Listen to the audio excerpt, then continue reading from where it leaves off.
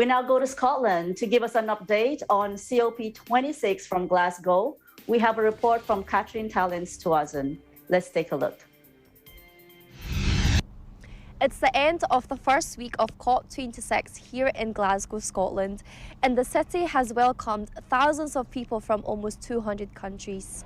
This is the largest summit the United Kingdom has ever hosted, and the main focus is on climate change. In the air here, there is a feeling of mixed emotions.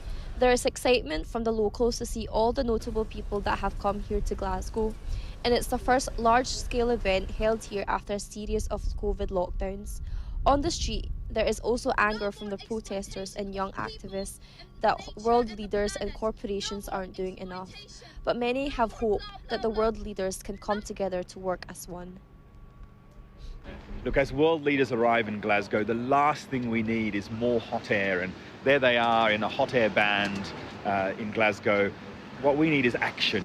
What is COP26? It stands for Conference of the Parties and is in its 26th year. This annual convention is sponsored and created by the United Nations. It involves talks among 200 world leaders, representatives, along with businesses and citizens. So what will be discussed during these talks?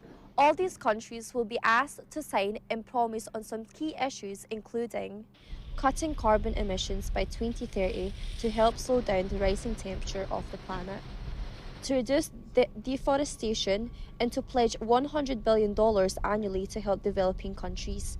This will help finance the use of green technology and to help create defense systems for countries most affected by climate change. How does COP26 affect all of us? What is decided during these talks will shape new laws in our respective countries. It will affect our work, what food we eat, and our daily commute. It will affect almost every aspect of our lives if our world leaders follow through on their signed commitment. Boris Johnson stated in his opening speech that climate change is a ticking time bomb that must be defused. It seems other world leaders feel the same urgency to act.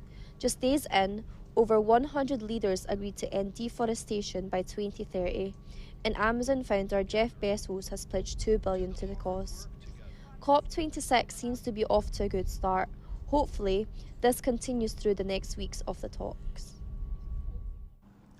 We'll keep you informed on the developments of COP26. Reporting from Glasgow, Scotland, I'm Catherine Talens-Tuazon. We live in interesting times.